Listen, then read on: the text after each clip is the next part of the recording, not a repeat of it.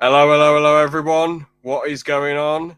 James here, and welcome back with myself and Ganpat. Hello, everyone. Good to see you again. I can't see you, but you can see me if you're watching. I hope you do. And today we are here to discuss the five Pirates of the Caribbean films and Tintin as well. The reason, hey, there we go. Have you got the fifth one on DVD or I Blu-ray? only have the four. Never bought the fifth one, but I still want to grab it sometime.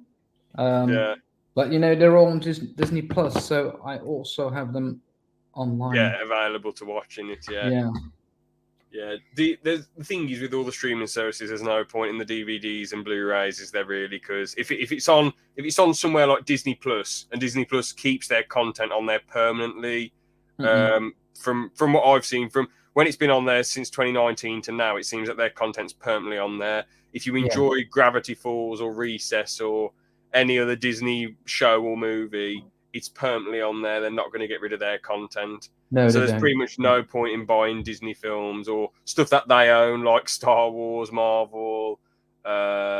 What else do they own now? Um, I think they bought National Indiana Geographic for it. Jones, Oh, even. oh yeah, yeah, Fox, yeah, Indiana Jones, yeah. Yeah. They've got everything. They own Yeah, so it's much. There's really no point. strange. But if I look, I got all four of these. Mm. I'm kind of a collector when it comes to cool movies. Then I would buy that last one, but I won't do that for Star Wars or Marvel. I mean, I don't blame you in Marvel, but Star Wars Gampat, you got to get the original three epic films. Come on, bro. The Sorry, trilogy, the classic trilogy. You can't beat it. I'm sorry. Yeah, they're really good. I know it's just classic, but I stay with this and Jurassic Park and Indiana Jones. At least you got Indiana Jones in there. Yeah, I That's good. do Yeah, all definitely. right then. Yeah, I do. Yeah. Jurassic Park, first one amazing, second one, yeah, as good as I made it. Could be third one I was a bit iffy on, but wasn't too bad. Indiana Jones, first one, Magnifico. Mm-mm. Second one, well, below average, We probably average talked about that over. indeed. We didn't and like the that third, one. yeah, and the third one of my favourite films of all time. Love it to bits, amazing. And the fourth one, complete crap. Now, So, well, probably you're gonna like the fourth one if it is true, if the rumors are true about the fifth one. what rumours? Bad rumors. The new Indiana Jones movie was at the Film Festival in Mm-hmm. France, and the reviews are very bad. Like No, I they're can't believe. saying I'm not that movie surprised. makes that other one better. Okay. I But mean, I'm not sure. I mean that's not my opinion. I haven't yeah. seen it yet. From what I saw of the trailer, I'm predicting a bad film. From what I knew, from what I'm thinking with Indiana Jones in general, I was predicting a shit film anyway. I didn't. When I was a kid, I thought, yes, Indiana Jones 5. I can't wait because I think I heard about it when I was like 11, 12. That there was a lot of rumors of an Indiana Jones 5. Mm. Back when I was a kid, I was happy, but as an adult, probably since like 2016, I thought to myself, yeah, it's going to be shit. Like the fourth one was so bad. What's the point of a fifth one? The fourth one, it's well, the third one ended everything, but the fourth one, that was the complete end. There was no need for anything else, and it was shit. So it leaves no desire for more story to be told. I know there was meant to be McWilliams, uh, McWilliams taking over, but that would have been shit with a Shia Mm. LaBeouf. That would have It been rubbish. would not have been a very good take on Indiana Jones if his son would do it for the rest of the. Yeah, Uh, yeah. I'm not. I think uh, why there is a fifth movie is because all the nostalgia in this decade coming up, like the new Batman films, The Flash, uh, you name it, people uh, like to make money out of it. And now Disney has taken kind of over. Uh, it's like a milk cow. Thing is, though, at least with Batman, the majority of those films are good. Like the only really, really shit Batman film is Batman and Robin. Everything else has been good. I haven't watched Batman vs Superman, so I don't know. I don't have an opinion on that. Yeah. But Batman in 2022, that I love that one with Robert Pattinson. That was brilliant. That was a good one. I would give it in my let's say a 7 out of 10. Ah, bro. Yeah, you know why? What? Because it was too Because long. story wise, the Batman trilogy was, in my opinion, way better. I mean, it did sort of feel like he was plodding along trying to solve the mystery, but that made him come across as a natural detective rather than him just speaking, rather than Christian Bale just speaking with Michael Caine and going, Alfred, I found something. And he's going, well done, show. Well done. Well done. We know what to do now. You know, it felt Yeah. like in this one, there were some weaknesses with Batman 2022, but I don't know, it just felt like a good plodding along mystery, and you're like, bloody hell, this Riddler geezer, how the fuck do we find him? And Yeah, yeah, all that the was Riddler good. soldiers, and it just felt very real and grounded. And Gotham, instead of Gotham being an actual city like it was in the Dark Knight trilogy, it actually looks like Gotham in the comics. It looks run down and Yeah, shit. You yeah, know? that's true. I don't say it's a bad movie, absolutely not. Oh, But yeah, it's also like I'm waiting on the next part. yeah, of course, yeah. What's that gonna bring us because of the Joker? It's very hard to beat the Joker, Jack Nicholson and Heath Ledger. And what's his name? Mark Hamill doing the voice acting as well. Yeah, you have to. The series Gotham had a very good Joker, by the way. Who Mm, played him? I don't know his name. Not a very, Gotham is yours. I'll just look it up. but he did a good job. Jared Leto, on the contrary, I didn't like him. Yeah, a lot of people Not a weren't. bit. Yeah, a lot of people thought he was dreadful, and he terrorised people on set just to method act, but he was shit anyway. So, by the way, you should never terrorise people just to get them to method act, because that's absolutely preposterous and fucking stupid. Mm-mm. Like, I know Stanley Kubrick did it to the woman in The Shining, but that's a very stupid way to get your actor scared and worried. It's fucking ridiculous, and you should be locked in prison for going around hassling them and being an absolute bloody cretin. Yeah, Yeah, ridiculous. that's not right. Anyway, the Pirates. Ah!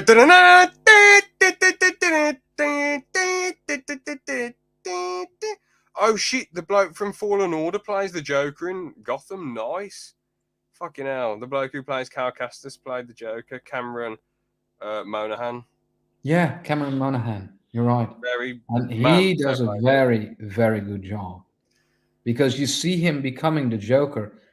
Over, I think it takes almost 3 seasons before he No. becomes a Joker, and then you see this whole development of Is it him quite being. sad? Hmm? Is it quite sad? Was he originally an alright guy? He was not a good guy from the beginning, Oh, okay. Never but mind. you have to watch that show because I think you will like it. It's Uh, it's yeah, maybe someday. Maybe I'll if watch you it if someday. you want to, of course. You do Yeah. not need to. But There's no need for watching it, but you would like it, I think. mhm. But as I say, back to pirates. Arr, da-da-da, what are you drinking? Some gin, Gampat? Tea Oh, tea. Fair enough. have Ah. to be sober for this show, Oh right? yeah, sorry, I forgot. Yeah, I remember now. You don't drink. Sorry, I completely forgot, bro. No problem. You never know. There's some people don't like drinking out and about, but they have a little bit of port and brandy or a little bit of rum. You know what I'm Mm-mm. saying? It looks like it. Whoops. I mean, the color could be. Definitely. But yeah, Pirates of the Caribbean. So we start off years before the film takes place, and basically what happens is we've got obviously Elizabeth, who's a girl, and Norrington, and what's his face, Gibbs on the ship as well. Gibbs, yeah. And obviously Will rolls up on a bit of the ship, and they're like, "Get him in!" And she hides the. Finds out because of I can't remember what he had on. Oh, the medallion. That's it. Yeah. Yeah. The last bit of The gold, of course. Aztec gold. Yeah. Yeah. She notices, oh shit, he's got that. He must be a pirate. So she keeps it away and hides it, so that he doesn't get in trouble or thrown in prison or whatever. Then we fast forward to the modern day, and Elizabeth, she's like being just pampered and high society, and seems like the sort of person who's been quite held down by the expectations that have been placed on her by her dad, the governor. And she's got an arranged marriage with Norrington, and there doesn't really seem to be that much chemistry. And what's absolutely fucking gross, he knew her when she was a little girl. What the Yeah, bloody yeah, hell? it's What the very hell? strange, but it is. It happened back in those days. Strange, bloody weird behaviour. Being like a fully grown man in the Navy and knowing some young little girl and then marrying her when she's like 18. That's gross. That's bloody Hmm. weird. That's just, I don't know what, yeah, it's just odd. I know it happened back in those days, but it's just bloody weird. But aside from that, I guess it adds a little bit of a reason for, like it adds on to the expectations that are holding Elizabeth down. Obviously, Will's just a humble blacksmith, and you Mm-mm. can tell that he likes her by the way he's looking at her, but he's always keeping up the professionalism. He's always saying, Miss Swan, Miss Swan, Miss Swan, all the time. And Will isn't really credited for what he does because he's the blacksmith's assistant, even though the Yeah. blacksmith is a fat slob who does nothing and Will does all the work. The governor's like, send my regards to the blacksmith. Yes, brilliant, fine craftsmanship, thank you. And Will's like, all right then. Okay. Yeah. Uh, I Actually, was, it was me. yeah, he should have said,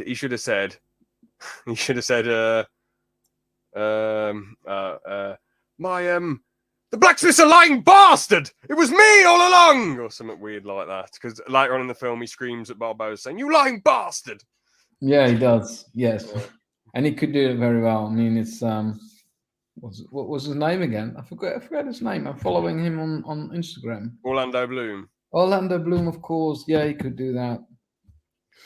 But yeah, then after that, we get one of the most iconic character introductions ever, in my opinion. Jack Sparrow on a little boat, and he's got his captain hat on. Mhm. And I like straight away, he isn't your typical pirate. The typical pirate has a big ass ship and a whole crew. He's one man on his own, and Mhm. he sees some dead pirates hanging. You can tell he's an honourable geezer because he takes his hat off and he's like, showing respect to the fallen pirates. And then the ship is sinking and sinking and sinking and sinking and sinking. And then Jack puts one foot onto the harbour deck, and he walks off. And you know Yeah. that he's a notorious pirate straight away because the old geezer says to him, um, a shilling, please. And what's your name?" And then Jack Sparrow says, "How about 3 shillings?" And we forget the name. And then he's like, "Okay, then." And yeah, Yeah. but obviously, I've talked a lot about the intro of the film. Have you got much to say about it, Gempa? Well, the first movie, in my opinion, let's start out with that, is the best one. Because it's all new. It's a new pirate movie for that time, and it has an interesting story, of course, a treasure, kind of ghost pirates, um, lots of fighting, which I do like and prefer in movies like that. Um, I like all the characters. I mean, they all fit together. Elizabeth Swan as a aristocratic girl, and this guy of lower ranks, and then this kind of outcast pirate, and then the mean guys who are not really mean. I mean, They're just doing their job, aren't they? They're technically the heroes of the story because they're part of the navy. They're stopping the pirates who are going around killing, plundering, robbing, yeah, taking all their police. Technically, the navy dudes are the good guys, but obviously it'd be boring following a bunch of generic navy dudes around. You'd have to rewrite the dynamic of pirates and the pirate life is a lot more interesting than navy dudes going around killing people, well, stopping crime. You can make that mhm. interesting, but obviously it's called the Pirates of the Caribbean, not navy men of the Caribbean. No, of course not. No, no, no. Indeed. Well, indeed, and the Jack Sparrow, he put down, or he, how to say that, he managed to create a whole new character in the movie world. Yeah. Everyone knows who Jack Sparrow is. Not everyone remembers Elizabeth or uh, the blacksmith. So uh, Jack Sparrow is a phenomenon, has become one, I think. Definitely. But yeah, let's move on to next bit of the film then. So with so what happens after that? Obviously, she's Elizabeth. She's getting ready to marry Norrington and all that jazz. And again, with the expectations on her, I feel like she's always sort of wanting more of a freer life. You know what I'm saying? Not to be Hmm. just told what to do and do her routine as she does every day. Obviously, I know a lot of people in that position would probably feel nice and privileged, and the governor's probably thinking, "Well, I've worked my ass off to be a governor. Why the fuck isn't my daughter appreciating this shit?" But obviously, because she's been pampered into this aristocrat life, she's just like desensitized to it. It's just her Yeah. life. That's all she knows. While the governor, he might have grown up poor or lower middle class or whatever, and he had to work his way up. But obviously, the Yeah. thing is, she's the corset that's around her. She's like, "Oh, I can't breathe," and it's like Yeah. her, the expectations that are wrapped around her, not giving her the freedom. And obviously, Norrington's going, "So, Elizabeth, I'm a Navy man. Yes, so you're going to look forward to being forced into marrying me." And then she goes, "Oh!" and falls off the cliff. Yeah. Um, and straight away, Jack actually rescues her. He has no idea who she is, but she's like, "Can you rescue her?" And he's like, "I can't swim." So he's like, "Oh, all right then." And then so he jumps in, swims, rescues her. I mean, why wouldn't that bloke be a navy man if he can't swim? I get swimming lessons weren't available in 1600s, but you'd I think you don't could know. learn. It's just that was just a practical joke or something. I don't know. I don't. Probably no, yeah, it makes sense, yeah, because otherwise Jack wouldn't have jumped down. But man, imagine not being able to swim and moving to the Caribbean and bloody being a navy man. That's quite scary. Yeah, I would say that would be your definite death. I mean, Yeah, but unavoidable death. Going in the sure, navy and not be able to swim. But anyway, it's good for the story because for Jack sure. Sparrow had to be kind of heroic in this Yeah, scene. and he rescues her and he rips her corset off, and then she can breathe. And it's like the expectations have been lifted. This pirate has set her free. The pirate Mm-mm. lifestyle. But Yeah, yeah. and then straight away Norrington's like, he's a pirate, and it's like, well, objectively in the real world, yeah, you would be pissed off at a notorious pirate who's most probably, Jack Sparrow. I know he's not a horrible, horrible, evil man, but he's definitely probably done his fair share of plundering, robbing. Mm-mm. Definitely, I mean, you can't be a pirate captain and not have killed people, etc. He's done his True. fair share. I'm sure he's only killed people he's had to, but Mm-mm. yeah, not a good guy. So objectively in the real world, you would be a bit pissed off, but bro, he just saved this woman's life for just for the good of it. Like your future wife, if it wasn't for him, she'd be dead. So you should be True. a bit thankful. But instead, Norrington's like pirate, and then Governor Swan, who should be even more inclined because he's a dad at the end of the day. He Yeah. just goes, "Hang him," and it's like, motherfucker, Jack just rescued your daughter. You ungrateful old git. And it's like, bloody hell. But then obviously Jack, at first he's like, "Oh well, you have heard of me, haven't you?" And he comes across as unthreatening stuff and hands his stuff over. And then Elizabeth's like, "You can't do this, you can't do this." Then he gets the chains around her and he's like, "Look, give me my weapons back." And then he's like, "All right, Elizabeth, unlock my Oh yeah. chains, thank you." And he's like, Yeah. "This is a day you almost caught Captain Jack Sparrow." And Sparrow. he flies off, he goes around swinging and he escapes in an impossible situation. And obviously, throughout the films, he does this by making everyone think he's stupid with silly comments and whatever, Mm-mm. and coming across as a bloke who has no idea what he's doing. And then, obviously, he gets the upper hand. He has a brilliant fight with Will, which I really, really enjoyed. Yeah, Thing that's is, a very nice at the blacksmith, right? yeah, Yeah, I like that one very much because that's their first. Um, uh, they're they're introduced by that fight to each other. yeah, exactly. We established that Will, practices many hours a day, so Jack hasn't got much chance against him. We've established that the blacksmith he's not there. It's Will doing all the work and he makes all the swords. We also established that Jack has a shot in his gun at the end because he's like, this shot's not meant for you. So he's saving it for someone. I wonder who that Yeah. someone is. Hmm. But yeah, it's a brilliant, amazing fight. Obviously, Jack It's not a traditional, typical on guard, sword fight. No. It's not like that. There's so much going on. They throw down at first, and Jack's like, I'm going to escape now because Jack knows he's outmatched. But then Will's like, whoosh, and then throws a sword, and it would have hit Jack, and Jack's trying to pull it out.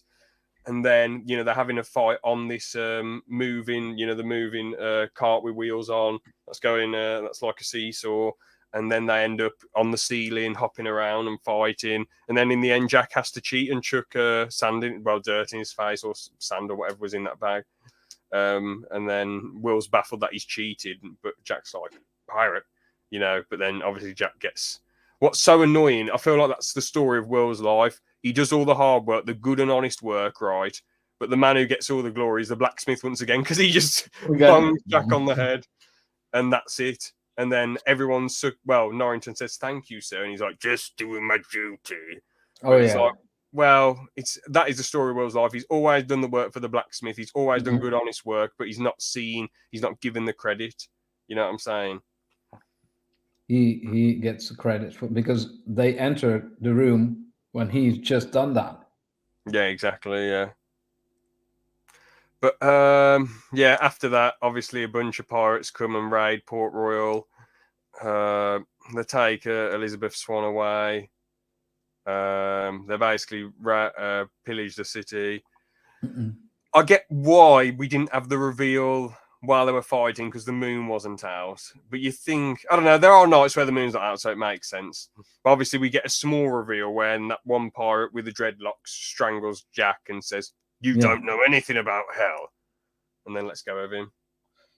True. Yeah. But yeah, what's after that? So obviously Jack Sparrow, Will goes down the next day and starts talking to Jack Sparrow. And then at first Jack's not interested and isn't bothered, but then as soon as Will mentions his name is Turner. Jack's like, all right, I'll help you. And basically, when it comes to this film, and I mentioned freedom with Elizabeth's, corset and stuff, and how she's tied down, the expectations of tying her down and all that jazz.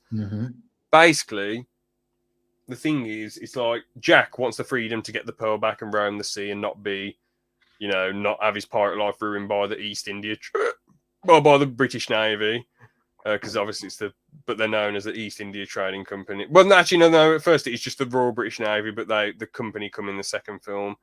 Elizabeth wants the freedom to, I don't know, just not be, to like live a life and not be held down by expectations. And Will wants the freedom to be with Elizabeth. So they all want different things, which is quite interesting, But obviously Elizabeth is just trying to protect Will, because deep down she obviously fancies him too deep down, because she took the medallion, the pirate thing off him. She's really, she seems very flustered when he's around. But obviously Will thinks, well, she's getting married to Norrington, so what the fuck am I going to do? He'd get the shit kicked out of him if he tried to get with her, because they'd be like, you can't get with Commodore's missus, and then all the Navy men would be throwing down. So, but anyway, Jack and Will agree to help each other, and Jack shows his intelligence once again, because they're like, no ship can outrun the Interceptor. And then, but then obviously Norrington's like, get on board. And for some reason he makes the silly decision of sending all his men over, but he probably thought in his head, we need all the people we can get to take down William and Jack and take them prisoner to make the threat. But obviously then Jack's like, Jack and Will are on the other ship, and he's like, thank you, Commodore, for the ship. And then Will Turner's like, brilliant. And obviously you have the iconic line of, I'm Captain Jack Sparrow. And then they disable something on the wheel, so it's stuck in place. So it's like Jack has basically just mugged everyone off. It's just perfection. Again, him making everyone think he's a silly idiot. Why would you commandeer a ship that's not as fast as the Interceptor? But then he hops onto the Interceptor and steals it. Yeah, it's because they're overconfident. The Navy. He is very clever. He's indeed like a fox in that movie. Yeah. And you can't outfox the foxiest fox of all time in Jack Sparrow. Well, in part 5 you can outdo him, but obviously we'll get to that later on. But let's talk about Barbossa a bit. He's a phenomenal villain. he's quite corny and over the top. He's not your typical pirate who's just ruthless and a killer, but it makes him fun. And obviously Elizabeth doesn't know what she's doing with them at first, but he's like, have a bit of the apple. And then she's and again he gave her the freedom in the company of a pirate to eat like a slob instead of cutting with a knife and fork. She's like, yeah, yeah, exactly. And then he's like, there'll be no reason for killing you, Miss Swan. And then, but obviously, the reveal is phenomenal because she tries to stab him and then nothing happens. Then she legs it out the door, and then all the crew are skeletons. And then that brilliant monologue from Barbosa, he's like, I feel nothing. What else does he say? I can't remember everything else, but it's such a brilliant line. He's like, yeah. you better start believing in ghosts. I was just going to say, you better start believing in ghost stories, Miss Turner, because you're in one. And then she goes, and runs off. So yeah, he does a good job. Geoffrey Rush, is that right? yeah. Is he British too? No, Australian. I thought He's he was. Australian. I thought he was British originally, but he's Australian. But there are many British actors in that movie. Yeah, there's a lot, ain't there? Yeah. Gibbs is British. Keira Knightley. Orlando Bloom, the bloke who plays Norrington. Yeah. And of course, Jonathan Price, Governor Swan. He's also British. The lanky bloke from The Office. I can't remember his name. You know, with the fake eye in. Oh, that one. All right. Yeah. Ringetti or something. I can't remember. I don't know his name, but I know who you mean. But yeah, the crew are quite fun. Barbosa's crew. They're the first full pirate crew you see in Pirates of the Caribbean. Or do we see? Well, we see a Jack recruit a crew in Tortuga, which is really cool. And again, we don't know Jack's intentions because he's like the son of Bootstrap Gibbs, you know. And then Gibbs like, and I love the one line. I love the old "take what you can get and give nothing back." That's really cool. Yeah, that one. But yeah, they take the ship. They try to find what's his face. Well, they try to find Barbosa and all them, which they do. But then obviously Will double crosses Jack, and Jack. Yeah, Barbosa's knocked out. Well, no, Jack's knocked out. Will says, "Oh, Jack's dead." Jack's on the Black Pearl, kidnapped, and then there's obviously that big pirate battle. And we think Will's dead. So that's so funny that they blew up their only chance of. Well, I thought they blew up their only chance of releasing the curse. Where was that? After when they have the battle and Will's trying to find swimming around in the ship. Yeah. I like it when pirates are going against each other. The ships moving close, and then the big fight comes. It's epic for sure. What else is there? Oh yeah, obviously the rest of the story. I guess we have Jack gets marooned on the island again, and he's built up as like some legend who flew off the island on turtles and flew in space and went to Jupiter and back. But actually, what happened was he just found a rum ship and bartered some rum with him for a lift to Tortuga or wherever. Yeah. So the legend was actually just something else. Definitely. that was a funny story. But obviously Jack gets off the island again, and Barbosa's like, "It can't be!" And then we think that Jack's obviously bullshitting and stabbed Will in the back, but then he's like, and that's cool with the unpredictability of Jack and his confidence, but then he's like, it's the honest ones you want to look out for, because blah, blah, blah, blah, blah, blah. And then every last drop, but we see on the final flick that he doesn't drop the coin. And we see a skeleton Jack Sparrow, which is fun. And there's a cool, fun sword fight. All the finger action with was funny. with the medallion, yeah. The Aztec gold. And then when basically Will's like, he didn't waste it. but then he basically will. This bit didn't make much sense to me. Again, I've got to think of some criticism because it's such an amazing film. I mean, I guess it's a little bit too long, and I guess we don't see much of Jack's crew in it, really. But yeah, it's whatever. It's not really too bad, I guess. We don't get much of the Navy's perspective, too. But yeah, anyway, Jack shoots Barbosa, which is cool. But like Will drops it in after Jack shot Barbosa, so it wouldn't have worked. It's after the curse that you die. Otherwise, all the other blokes would have died. Otherwise, they wouldn't be releasing themselves from the curse because there'd be too many times they've been shot or stabbed. Yeah. But yeah, then after that, obviously Jack's going to get hung. The rescue sequence is brilliant. Elizabeth faints and distracts the governor. And the rescue sequence is so much fun. And obviously, Will's like, well, Jack helped us, and at the end of the day, I'm standing here in this position between you and Jack. Which he didn't say it exactly like that, but the monologue that Will gave to Norrington, I thought was phenomenal. I thought it was some brilliant acting from Orlando Bloom there. Some of his best stuff. I really took it serious, and it felt like he really cared about Jack, protecting him and doing what's right because Jack chose to, go back and help them and kill Barbosa. Yeah. And Elizabeth joins in as well, but then obviously Jack's like, and this is the day you almost caught. Yeah.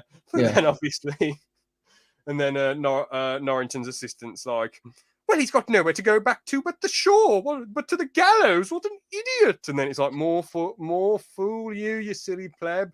You stupid bellend, because look at this. The Black Pearl's right round the corner. Oh, no. And then Jack gets on the ship, gets his ship back. Will's with Elizabeth. All's well that ends well.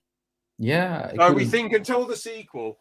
It could have been the end, but because, of course, he has this compass still. It's something with that compass. Yeah. And, of course, there is a post-credit scene. Zombie monkey. Yeah, with the monkey. The last words of Jack towards the governor, he says, "You and I, we have a special bond." And then he says all kinds of stupid things, like grammatically. Oh yeah. I find that very funny. But yeah, then the sequel. Right? Yeah, Dead Man's Chest. I mean, I'll just quickly say things I like. Characters great. The arcs they went on were great. You had the Navy, you had the Barbosa and his crew. The story was brilliant, trying to lift the curse of the Black Pearl. Even though it's not the good guys you're affected by, it's obviously the bad guys.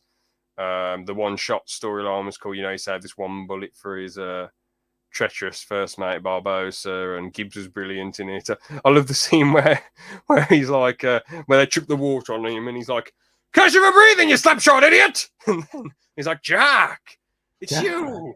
And then Will goes, whoosh.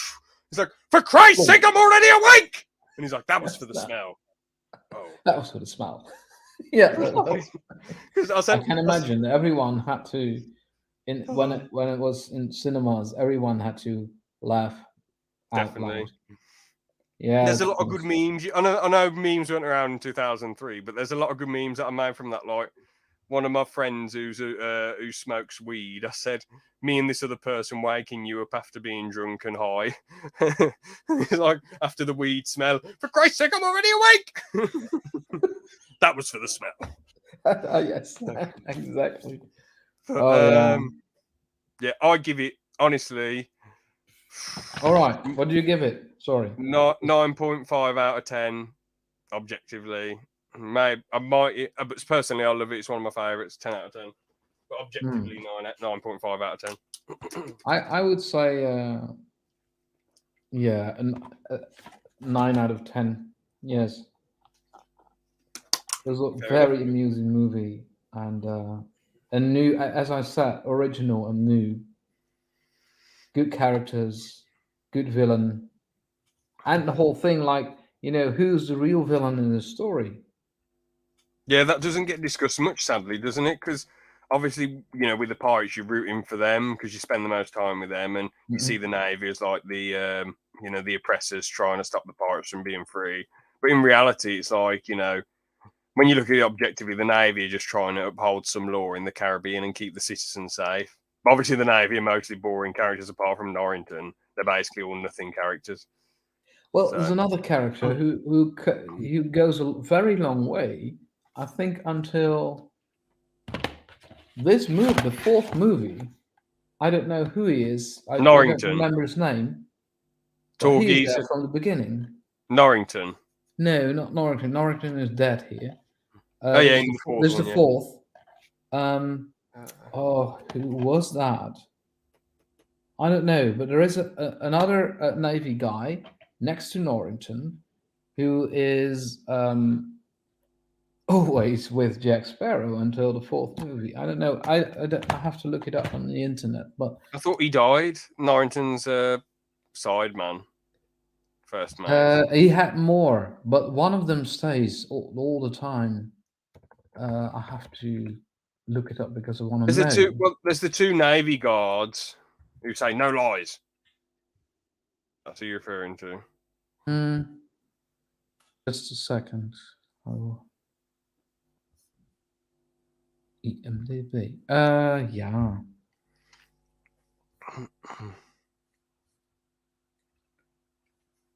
Oh, Jonathan Pryce is such a good actor, you know.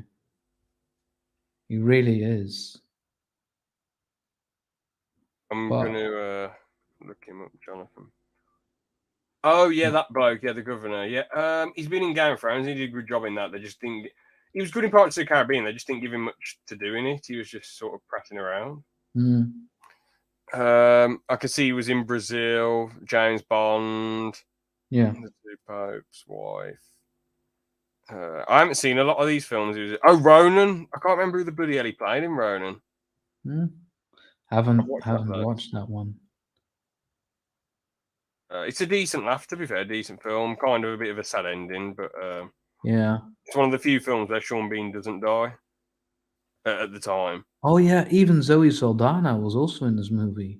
Oh yeah, she was in Pirates of the Caribbean, wasn't she? Yeah, I'm sad that she didn't come back. I thought she was good laughs. I think it would be Lieutenant Gillette, or I don't know. I have to see a picture of it. I don't know. I really don't. Anyway, it doesn't matter. Can't find him. No worries. But yeah, onto Dead Man's chest. So everything's changed straight away. Will got the freedom to be with Elizabeth. Elizabeth got the freedom to do what she wants and be with Will, and Jack got the pearl. But everything's changed right off the bat because Will and Elizabeth are freeing Jack, suffering the consequences of the East India Trading Company, and straight away they've just got all the power in the world. Like the governor's like, "You have no authority here," and Lord Beckett's like, "Yes, I do," and then obviously. The East India Trading Company just ruling the roost.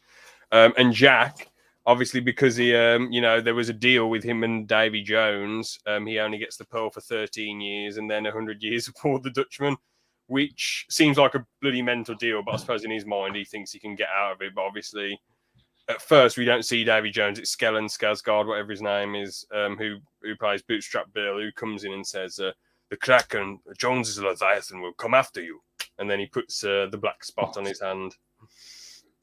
And then straight away, Jack's terrified, which makes sense because he can't talk his way out of a situation with a Kraken. You know what I'm saying?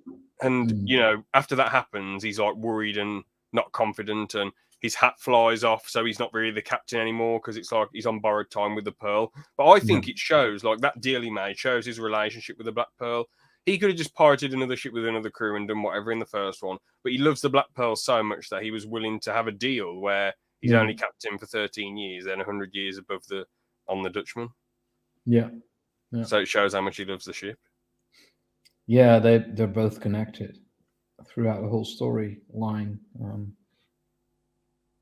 And a pirate needs a ship, right? So yeah, it's the kind of wife or husband. Mm-hmm. I feel like in Dead Man's chest, a lot of stuff is going on a lot of the time. There's always a reason. There's always a direction to the story. For example, when they're on the island, they've both got to, they've all got to escape, haven't they? They've got to the good pirates have to beat the other pirates. The other pirates, the Jack's crew in the ball. I think one of them goes because there's a snake on his arm, and they end up dying. Yes. But the thing is, Jack's got to escape the tribes people who think they're gonna, if they eat him, they'll get transcended to a spiritual world because he's a god in their mind. Yeah. And they've just got to escape, haven't they? It's a shame the dog gets left behind, but there you go. And obviously we have those two pirates. I can't remember their names. I'm going to look them up now. Pirates of Caribbean. All the It's Rengetti and something else.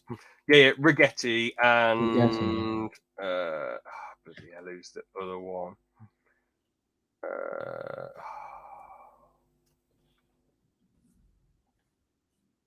I really am struggling to find the other one. Well, there's Rigetti and let's say Rigetti and Small Fat One. So Rigetti and the Small Fat Pirate, they come back, and obviously they're like, we've got our more. Well, Rengetti's like, oh, I've been reading now, and I've got we've got to look after our mortal souls. We're not immortal anymore. We've got to try and do the right thing, even though they come across the Black Pearl and they just seal it straight away. So that's gone out the window. That the religious stuff of trying to do the right thing. He also, when he reads the Bible, he says, "Is that literally or figuratively?" Yeah. They're a good comedic duo. They're really fun. Yeah. I'm surprised Jack took them back after they played a part in his mutiny. When he got back to the Pearl, the little fat one was like, and it's like, I get it's for comedy, but if I was Jack, I'd say, you're going off this ship now and being stuck on that island that you marooned me on years ago. I would have fucked them off straight away. I don't care how funny they are. The whole point is he needs a crew, so he can use everything and he can dispose of everyone he doesn't like at any time. True. Yeah. But anyway, so after that, obviously, Will's with Jack, and he's like, they're going to hang Elizabeth, for God's sake, for helping you. And then he's like, oh, well. And he's like, Jack, I need that compass. And he's like, all right, then, Will. You go over to Davy Jones's scary ship, and I'll give you the compass. So he goes to Davy Jones's ship, and straight away we see, Will try and fight some of them, but then they get the better of him, and he's trapped with the others. And Davy Jones is like, I can do a good Davy Jones voice. I know my shoot her from Jurassic Park isn't very good. But my Davy Jones, Bob Pack. my Davy Jones is all right. So this is it. You're neither dying nor dead. What are you doing here? I think that sounds a lot like him. Yeah, you're pretty dying nor dead. Good job. Yes. I think Do it again. Do it again. Do it again. No, you can't. You're laughing. Sparta! Because he obviously screams at the end. Well, the first one. I mean, the first one he did. Yeah. All right. What other stuff does Davy Jones say? You're neither dying nor dead.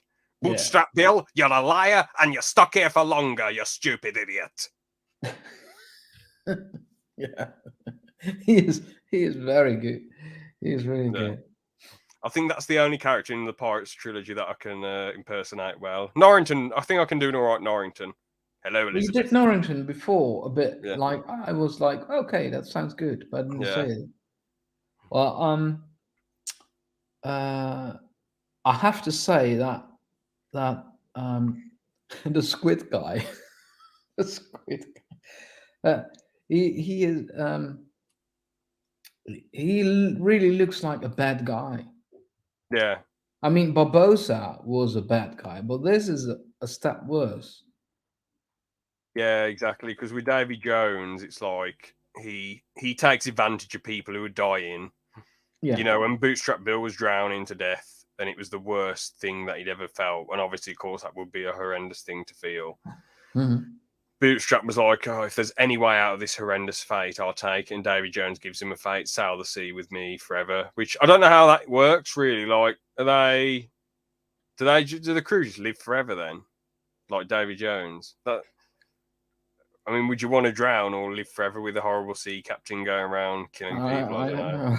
I don't know. if it was a peaceful death and you're an old person, fair enough. But drowning, oh god, that'd be horrible. Yeah, I wouldn't do that. But By obviously, the way, sorry. So I was just going to quickly say, one geezer says, "Don't listen to him. It's a load of bollocks. I'll take my Oh, fucking chances, you squid-faced cunt." And then he obviously gets his neck, neck cut and sends gets flung overboard. I don't know why. I don't know why I threw all the expletives in there, but yeah, I just thought for the comedic pants. I wish there was more swearing in Pirates of the Caribbean apart from "Barbosa, you lying bastard." Apart from that, maybe yeah, Davy Jones could have dropped the F-bomb a few times. Davy You Jones. silly bastard, you fucking asshole Jack Sparrow. Come and give your shit to me. That would have been really good. But they really feel like a threat. I Definitely. mean, throughout the whole movie, the ship is more threatening. The pirates are very ugly and mean, Yeah, and so I have to say it's a good sequel. Uh, that's not every movie succeeds in coming with a very good part two, and I think they've done a good job. definitely. By the Um, way, I wanted to say that back in those days, I knew two people, and the one they were friends. One of them was Dave, and the other one was Jack. So, mm, so to me, it was always Jack Sparrow and Davy Jones. nice. But yeah, there was a few other things I wanted to talk about. Obviously, we have Will and his dad, and you're not sure if his dad really is that bothered or not, because obviously Will went out searching for him, but obviously found out that his dad died. And obviously, Bootstrap has been working for been crew working for Davy Jones basically. Mhm. But obviously, at first he's like, "Don't whip my son," and then Yeah. Davy Jones is like, "You'll need to do it then," and then he does it, and you think, "Oh, does he really care about his son whipping him loads of times?" But then afterwards, when he does that dice game, obviously Bootstrap comes in and says, "More years aboard the Dutchman." Oh yeah, it's a certain amount of years, isn't it, to do, and then David Jones is like, "All right then," and then obviously, but all it was to do was to find the key, Yeah. to know that he had the key in his squiddy beard. Oh, But Squiddy beard. Yes. yeah, but there ain't really loads and loads to say about Dead Man's Chest. All I'll say at this point, well, to sort of not cap it off, but I just sort of want to go on a quick tangent about it. So I really like the use of Davy Jones's heart. I like how everyone is after it for one reason or another. I know Elizabeth isn't after it, but obviously it makes her arc seem a little bit boring. Apart from she's trying to search to find and help Will.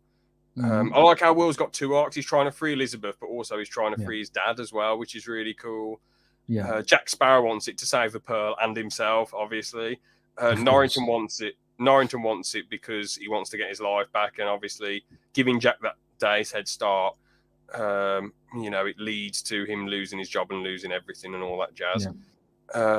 So I like how everyone has a want for Davy Jones's heart. And Rangetti and the little fat bloke, I guess, are taking it for Jack. And we see the consequence. The consequences are Davy Jones will die. Will won't be able to free his dad. And I mean, him and Elizabeth could just run off, I suppose, and just move somewhere else now that they're both free. But They he won't could be able to be. free. Yeah. Yeah, he won't be able to free his dad. Jack will die, and Norrington will just continue being a bum.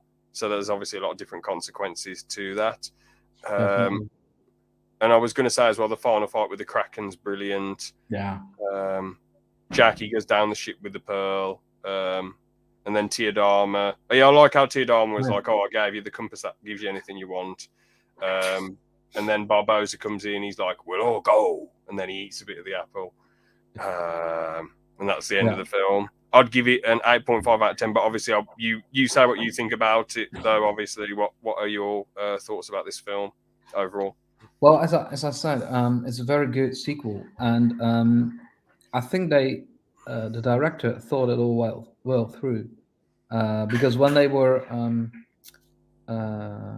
filming the second and the third part, they were all filming it randomly. A scene from part three, a scene from part two.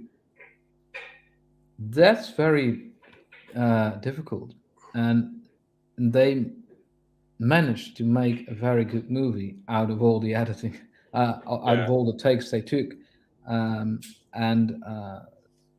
yeah, I would say it's indeed an 8 out of 10, because the new thing is gone, but still it's an interesting story. You wanna know how it all ends, yeah, and I think bringing back Barbosa was a very good uh, idea, because that makes it like actually no one is really the good one or is really the bad one. There are really bad people in the movie, of course, but um, even Davy Jones, when he does not have a heart and he loses his heart, you feel his sorrow and his grief, and I think that is good acting, even when it's a CGI head. It was yeah, really cool to see that.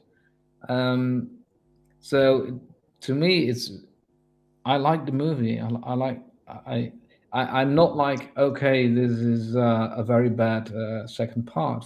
Not at all. It makes me want to know how the whole saga ends, and that's my compliments to the writers. And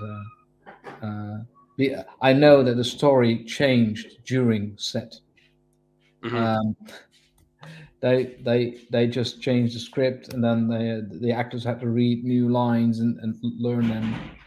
Uh, it was a very complicated um, production, but yeah, they did well. And of course, there are all mistakes in the movie if you look at it very closely. There are, but because of the pace of the movie, you don't see it all. yeah. I mean, I sort of guess it's a bit all. Weaknesses, I guess it's a little bit all over the place. It's not as tight and compact. It sort of feels like it just ends out of nowhere with Jack dying, and I guess you can argue, okay, like there's so many different moving parts, it's hard to keep track of. And Mm-mm. I did feel like that when I was younger, but as an adult watching it, I think all that makes it good. You know, Yeah. a good Oh, watch through. and one last thing, the kraken is it's, it's always a squid-like creature, Yeah, the kraken, right? It's but this one is one, I mean, over the top, fantastic. It yeah, perfectly fits this movie because it's all over the top. If it hmm was in, let's say, an adventure monster movie, something like that, like Jurassic Park, if it was over the top, it wasn't feeling good, be- yeah, because it's not. I mean, when it took place in our time, you hmm know what I mean. But for this movie, perfect. definitely. Now on to World's End. So obviously we start off. I think the intro was well choreographed, and again, set pieces, set design, props, costume, all phenomenal in Pirates of the Caribbean, all the films. But Mm-mm. I just found it a bit weird, like they're going to Fao Shang or whatever, Oh, then they're farting around there for a bit, this then guy. yeah. I don't see why he's on the front cover because he ain't really in it for that long, is he? He just gets blown up by No, a piece of it's wood. really short. Yeah. Is he like a famous actor or something, the bloke who plays him, like quite well known? Maybe for the Asians, Yeah. that could be. I don't know. I don't know the guy.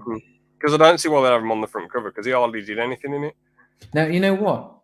We have the movie Admiral, and Admiral is about our famous. Sorry to say it. Uh, how to say how do I say this in a gentle way, kind way? He beat you. He beat the UK back in the days. hmm Um, at Michiel de Ruiter, Michael de Ruiter. Uh, but on the cover, we only have Michiel de Ruiter, our governor, and a woman, his wife.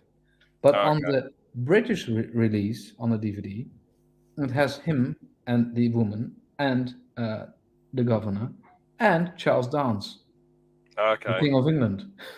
Hmm. So sometimes they change covers Yeah. because of if we only show you in England three Dutch actors you don't know, no one's going to buy it. True. But with Charles Dance, everyone is like, okay, yeah, we know that guy. Yeah. But anyway, so with Pirates of the Caribbean 3, obviously they go. I wasn't really a fan of that first sequence. I sort of just I didn't Mm. like it story wise, but I like the action, if that makes sense. But obviously we get all the Jack illusions, and Yeah. they're a little bit odd and weird, to be honest. Like all the different Jack Sparrows, and I like seeing Jack as a brutal captain because we don't really get to see that side of him much. There's a few weird shots, like the one of his nose. I'll try and recreate it. The Oh yeah, that one. Oh. I'm gonna just do the rest of the podcast like this now. Might as well. So Okay, that's all right. yeah, But I don't know. Yeah, but it takes for ages that sequence. it kind of looks like a ship though when you think about it. The nose kind of looks like a pirate ship sailing across the sea. A bit, yes. But anyways, so they rescue Jack, and there's a load of them, and I'm surprised Jack's quite happy to see. Well, not happy, but like isn't too annoyed to see Barbosa, who sort of like fucked him over. And the last time we saw him, he was killing him. But I guess it's like whatever. They're stuck there, but they flip the ship around and they end up back on land, which is a bit weird. It sort of takes the film sort of takes everything out of reality, and you have all like the dead people sailing the boat or sailing past the Pearl. It just sort of looks a bit. I don't know. I get that squid people and krakens aren't realistic, but like it makes sense in a pirate world. But this sort of sounds a bit over the top. I didn't mind it. I guess if Jack's dead and you're going to bring him back, the only way will be through over the top madness. Yeah, when I saw that for the first time, I was like, okay, this is strange, but in the time when it takes place, is that the 1600s or something? I Yeah, don't know. Um, that was the world view. When yeah, they flat thought Earth. about the realm of the dead, it was under the world, and you had to go through the abyss.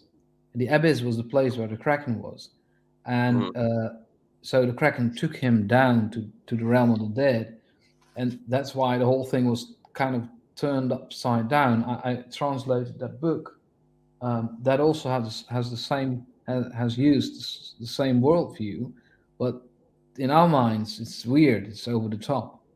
mm, Doesn't work like that because we have a globe, but back then they didn't believe in the globe, so it is a flat Earth actually, basically.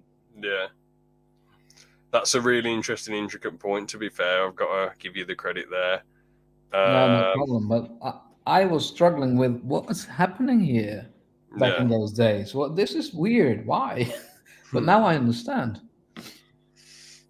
So But they did a good job by recreating that worldview in that sense. yeah, but so they get back to the surface. But what I find really weird, well, the actual world. But what I find really weird is that they're all pointing guns at each other straight away. Well, yeah. And I get that's just for a bit of weird comedy, but so basically in their minds they all travelled to the ends of the earth, and one bloke got crushed by a cannon to get Jack, and now they're going to shoot him. What? Yeah. You know, Yeah. why would they kill the bloke who they need because he's part of the 9 pirate lords? Mm-mm. Even though it doesn't really make sense, because couldn't they just take the pirate item off of him? I guess for the ceremony to work, the pirate lord actually needs to be there. Just Yeah. seems a bit supernatural and mad, obviously, but because obviously Barbosa wants to release Calypso. In this one, all the pirates are obviously banding together and working together. The only weird thing, I don't really like Will's direction in World's End. I'm not going to lie, I find it a little bit odd. Yeah. Because basically all his direction is he's not sure if he's a bit on and off with Elizabeth Yeah. because she kissed Jack and seemed a bit like she wanted him, even though it was just to tie him to chain him to the pearl. All he was doing really was like selling everyone out just to get his dad out of the Flying Dutchman. It was a bit odd, really. That was all his character arc felt like in World's End. Yeah, I see what you. Yeah. It's a bit like that. Yeah, I don't know why, but you have a point. I did like the scene with Beckett in though. No, not Beckett. What's his name? Beckett and Jack's back and forth. That was pretty cool. Jack escaping and destroying a part of the ship. That was funny, like the big wooden thing in the middle. One of the sails. I guess a lot of the film, it is a lot of fun, but I just feel like from a story standpoint, it's just quite convoluted and all over the place. And you got the 9 pirate lords, and there's some good comedy in like when Barbossa says, "There ain't going to be a gathering like this again in our lifetime," and then Jack's like, "And I owe them all money," and the pirate meeting's cool, and seeing Jack Sparrow's dad is kind of cool. Yeah. A big battle. Nice. I was going to say, obviously, there was a big battle being hyped up for the end, but it's only the Whirlpool and the Flying Dutchman and the Black Pearl. That's it. Which, don't get me wrong, that sequence was epic. But I would have liked a bit of the East India Trading Company fighting the other pirates. I had hoped that as well, but it didn't happen. No. But anyway, it's still a good ending. Yeah, I mean, the thing is, I was going to say that battle sequence was amazing. It was phenomenal. I liked how, Davy Jones, he killed, I can't remember the bloke's name, the bloke who sounds like he's from Yorkshire. He stuck the tentacles in his face and his eye, one of his eyes, and killed him. Brutal death, horrible. But that bloke was horrible. One of the most brutal deaths of that movie trilogy, I think. Yeah, it was pretty fucking horrible. You wouldn't like to undergo such torture. God. It was awful. It was really just horrible. When I was a kid, I actually, the only time I watched it was on my most recent watching of it. Every time when I was a kid, I always looked away because I didn't want to see what happened. And when I was a teenager, I didn't want to look at it. I thought, it's only a 12, so I should have had the common sense to realise it's a 12 plus. They're not going to show something too grotesque. No, of course not. Yeah. Of course not. But it was gruesome. Everyone knows that it's not funny to go. Not a funny way to go. But yeah. Jack and Davy Jones's fight's fun, when they're going back and forth, and Jack has the heart in his hand, and then Will's dying. Bootstrap comes around and remembers who he is and attacks Davy Jones, and Will, with his last breath, manages to stab the heart, and Jack and Elizabeth fly away. Obviously, Will's the captain of the Dutchman now, and they both shoot Beckett's ship. I really like the bittersweet ending as well for Will and Elizabeth's arc and romance, because Will rescues his dad, but obviously his dad says, I love how Will was basically just going to chill on his ship on his own, because he was like, bro, you can leave, you're free. Yeah. But the crew are loyal to Will, which is really cool. They're like, nah, man, we'll stay, which I really respect. Yeah. And obviously he was only allowed to go to shore once every 10 years. So that's sort of like their romance, which is sort of, it's like a nice version of Teodama and Davy Jones. Like, obviously, Teodama was not there after the 10 years, so Davy Jones went mad. But Elizabeth was there 10 years after for Will, which was nice. So very bittersweet, heartbreaking, but good ending. Objectively interesting, good ending. And obviously, Jack gets the pearl back. But then he's like, ladies, now here's the Black Pearl! And then he's just a little boat, and she's like, what the fuck? And Gibbs is like, we're on the ship, sir. And then Jack's like, no, we're not. And Barbossa and the crew took the ship, bunch of fucking disgusting bastards stabbing Jack in the back. Yeah. But then it's so satisfying because he opens the map and Barbossa's like, okay. He's so gutted. But it's good that Jack got the upper hand on them. Yeah, that's again. He is a genius. That's Jack Sparrow. And by the way, you forget that nasty little guy played by Tom Hollander. Oh, Beckett, yeah, Yeah, he Beckett. throws up, didn't he? At the end, he's like, "Ugh," you know, He is frozen. He can't do anything anymore. He's no one. And then, oh, that guy is next to him, who is also playing in the orders. fourth movie. And then he jumps out of the boat and survives the whole thing. But for Hollander, Beckett, it's all over. Yeah, Yeah. because he keeps saying orders, orders. Orders. And Yeah. I didn't understand why Beckett did it. I couldn't figure it out. I thought you've got about 20 million cannons. Why don't you just try and fire? But obviously it looked cool for the film because it's like he's so flabbergasted.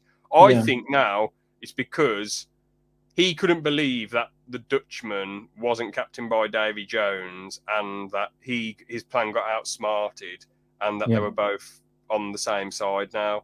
I think he just couldn't fathom that they all got the better of him and he doesn't have the power and the control anymore.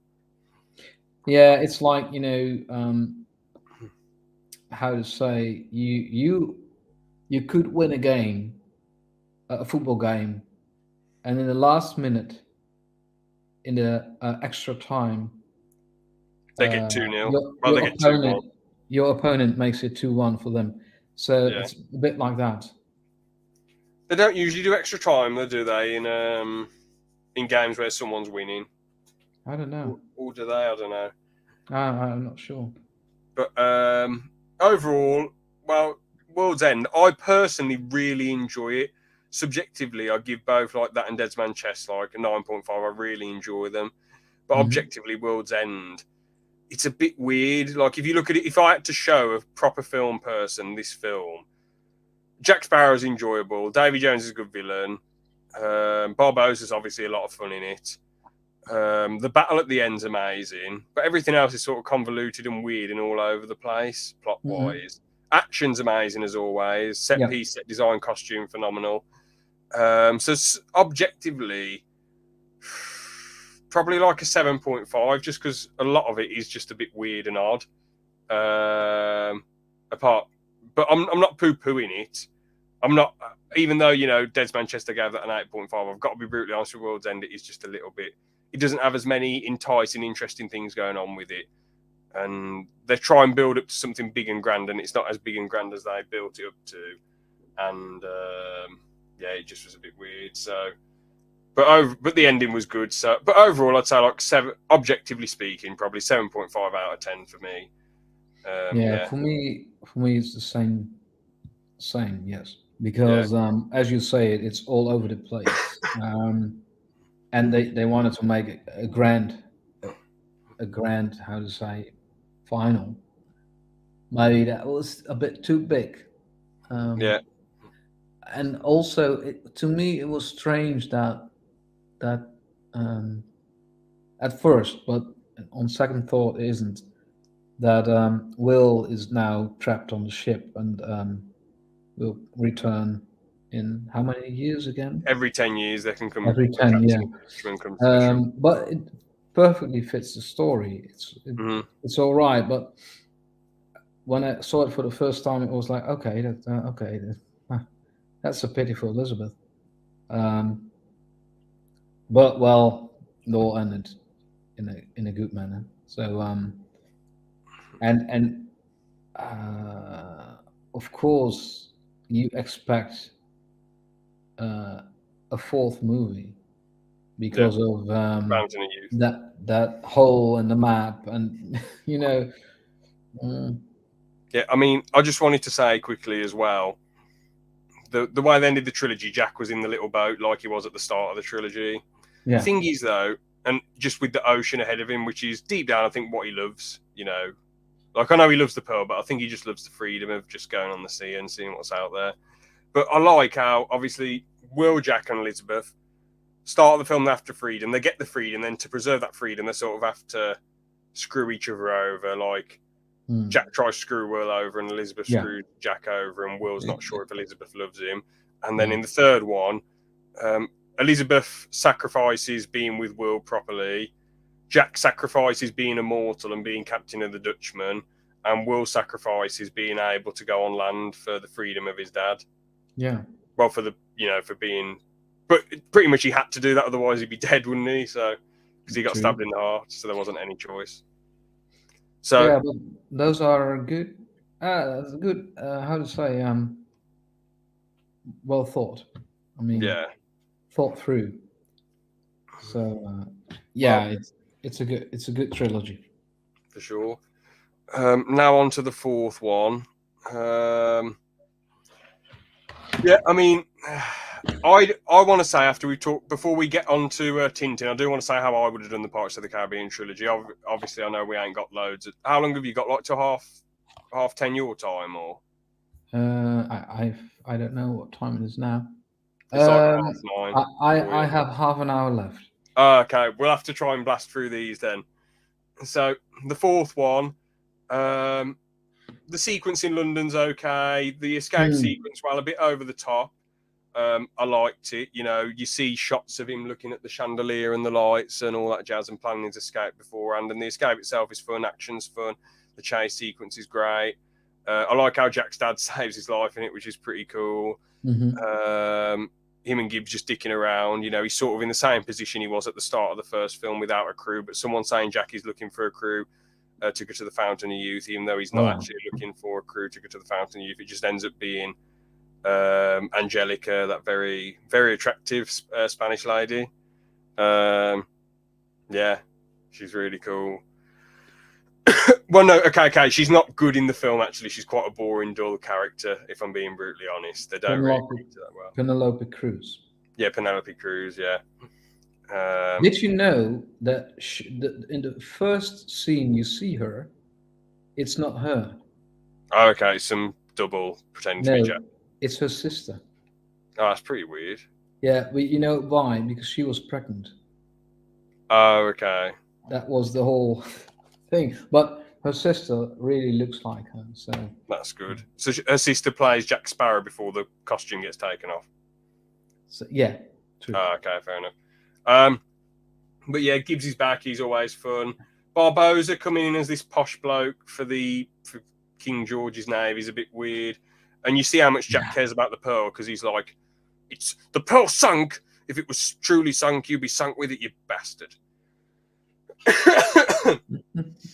But yeah, then after that, Jack The ends king up. is weird, by the way.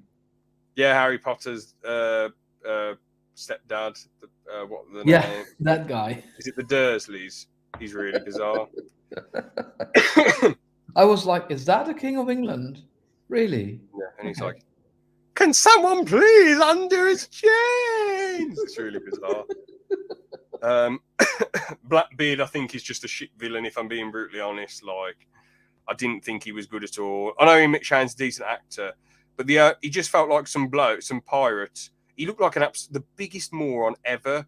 Like, his quest to the Fountain of Youth, he's like, "All right, I'm going to drink the Fountain of Youth because a one-legged man's going to kill me." But why the bloody hell would you believe that prophecy? Just sail somewhere else. You got the most powerful ship in the world, for God's sake, that destroyed the Black Pearl. Are you mental? He's it makes him look like the biggest moron ever. So the quest is rubbish. Jack, he still acts like himself, which is always fun to watch, but he gets taken on this quest. It's like they've slapped him in some other film just for the sake of it, and he's along for the ride, for the laughs. It looks a bit silly. The mermaid stuff's quite interesting and intimidating, with the mermaids being like, "Ah." That was a very nice action scene, by the way, with the island and yeah. I like that scene in particular. Which scene? Oh, when the mermaids came. Oh And yeah, attacked the killing all pirates. the blokes. Yeah. Yeah. I thought Scrum was a bit of a poor attempt at comic relief. I was annoyed that all the other characters were gone, like Rengetti, the small fat bloke, the two Navy guards who became pirates. I was annoyed they were all vanished, and the rest of Jack's crew. We should have at least got a proper explanation, because I know Blackbeard destroyed the Pearl, but then why not actually tell us that Rengetti and everyone's dead? I guess you just assume they're dead. But the two Navy guards come back in the fifth one, so They were there. Yeah. But yeah, I was going to say, Blackbeard, iconic pirate, but shit villain. Like, obviously in pirate lore and folktale, he's iconic, but he was such a shit villain. The only evil thing he did was burn a boat, and the person in the boat could have just sailed in a different direction or jumped in the sea. Really strange. Burnt the cook. Why would you burn the bloke doing all your food? Ridiculous, moron. The zombie blokes are uninteresting. They're just weird, Yeah. and they get killed in a comical manner by having a big block of stone crushing them. Looks Yeah. stupid.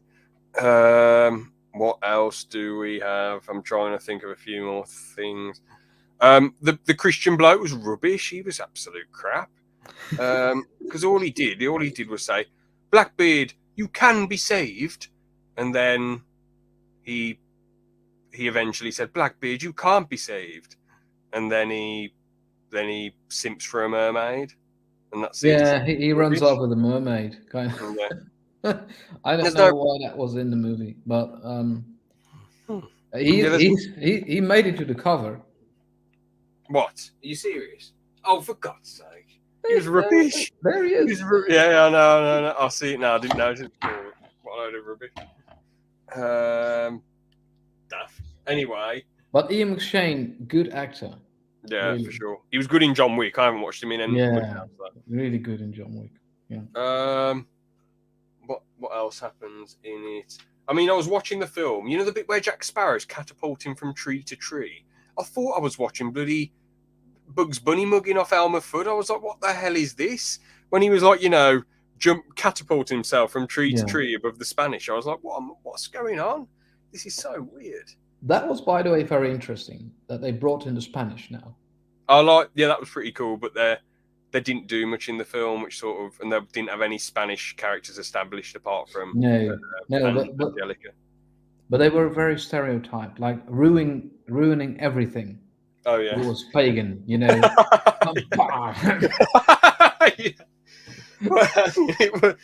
It shows, the writing was just a load of shit, wasn't it? They should have wrote the Spanish characters more interesting and better instead of just having them go. I can't believe it! Rubbish! Get out of here! We must destroy it all. We must destroy it all. Yes. But yeah, when the mermaid was tied up to the when Blackbeard said we're going to leave her to die. At that point in the film, I thought, why am I watching this? I'm so bored. I was just so bored by that point. It just felt so weird and odd. But anyway, after that, the final sequence was okay. I liked how Barbosa collects the little poisonous frogs before, and he says, "You can't have a go at a man for having a hobby." But then after that, he uses that sword to poison Blackbeard, and Angelica accidentally touches it with her hands, and and then what else was I going to say? Because I want to try and wrap all of it up before 10 o'clock your time, so we got 25 minutes. Yeah. But yeah, so the final battle was okay. Looked a bit silly. Again, Blackbeard just looked like a mug because he had Barbosa beaten, but he didn't kill him. And it's like, you believe this prophecy that this man's going to kill you. You have him beat, and you turn your back on him for him to stab you. I liked Barbosa in the film, though. I liked his arc was weird at first, but then it kind of made sense how it was a revenge for the Pearl, because he obviously stabs him because for the Pearl. Yeah. And he's like, but it's weird that. Well, I guess it's not weird that Blackbeard's crew goes off with him because Blackbeard basically oppressed his crew and Barbosa sort of setting them free. But I was surprised Jack didn't go with Barbosa to just be like second mate on the Pearl. I would have done. I would have just said, "I'm coming with you," because he saves Angelica, but then maroons on an island for some reason, which is weird because he swaps all the cups around, and it's like, what's happening? Like, why would you save someone and then maroon them on an island? I don't. Weird, really weird.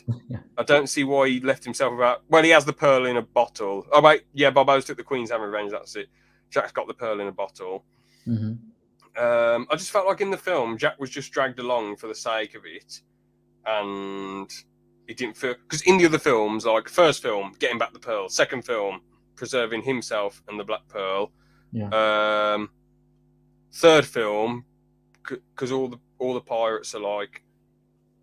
Obviously, have their lives on the line. Yeah. That's why he's, sorry,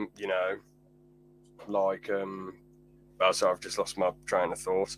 But yeah, because all the pirates. Sorry, he wants to survive because all the pirates are being hunted down by the East India Trading Company.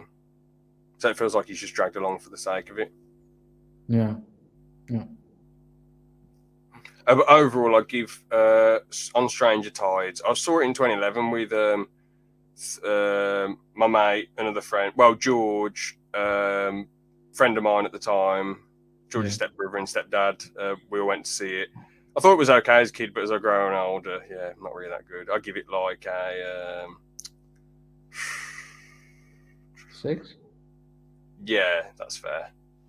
I think I would give it a 7 because I enjoyed it.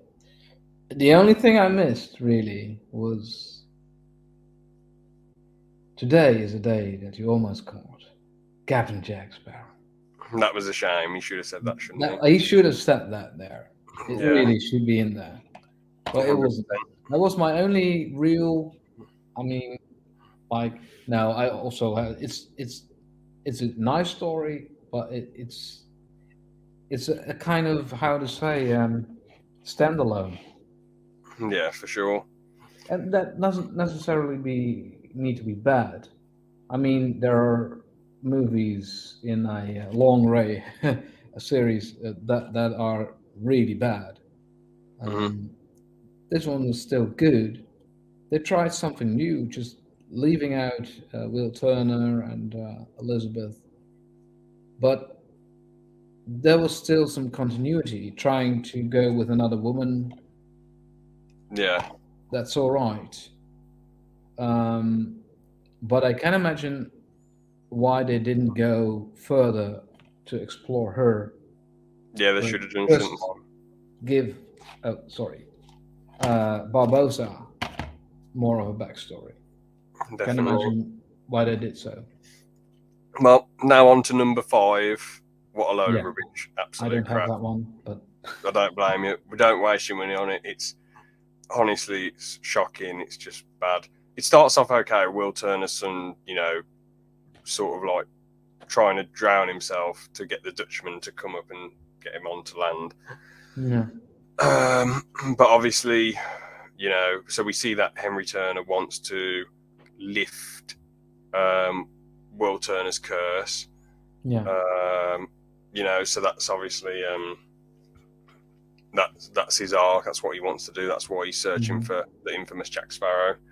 yeah, And Jack is just really weird in the film. He's just not like his old self. I get that Johnny Depp was going through horrendous stuff at the time, but he's just acts really odd in it. He sort of like he's rubbish at sword fighting in it. I know he's not the best swordsman, but yeah, he was absolute crap. He screams at everything. The comedy was rubbish. He gives up the compass, his most prized possession, hmm, over like his crew leaving him, and he gives it up for some rum. That's ridiculous. But then, because he gives up the compass, some bloke he led basically outsmarted and his ship crashed years ago, Salazar, he can leave the Devil's Triangle now, which is really weird. That's the stipulation because Jack betrayed the compass. Even yeah, though in the second film, the compass was established as an item from Tia Dharma's shop, not shop of weird things, not not just given to him by some random pirate. What else is odd about the film? I mean, Salazar was okay, but they just didn't really. It was just like, I'm after Jack Sparrow, the little yeah. Sparrow. That's all he really said. Ah, I like how Barbossa's ruler of the sea. He was quite good in this one, to be fair. yeah, he was. Uh, the arc with Actually, it him, was more about him yeah, and his daughter, of course. yeah, definitely, yeah. I mean, I would have liked. I can't remember the lady's name. Karina, that's it in the film. I would have liked her, but I would have liked her and Barbossa to be together for more of the film rather than just a bit at the end. It would have fleshed out their relationship more as father and daughter. Perhaps, yeah, that would have been a good sequel to this one. No, but I mean, I wouldn't have wanted her to be with Jack and Henry. I would have wanted her to be with Barbossa more, so they could have actually talked more Hmm. before the end. Um, Yeah. what else is really cool? I really do like. Well, no, I wouldn't say I like much of it. The only thing I was going to say, I like the flashback where Captain Jack's like, "Oh, I'll let you live. You surrender to me now, and I'll let you live." And he knows Salazar's too good. He's took down hundreds of pirate ships, loads of pirate ships, but he leads him into the Devil's Triangle, and Salazar crashes. Yeah. And then Jack gets his tribute given to him by the crew, and it's just a nice character introduction. But for the rest of the film, he just doesn't feel like Jack. He just acts really silly and stupid and odd, and I it's had just that. weird. I had that feeling as well.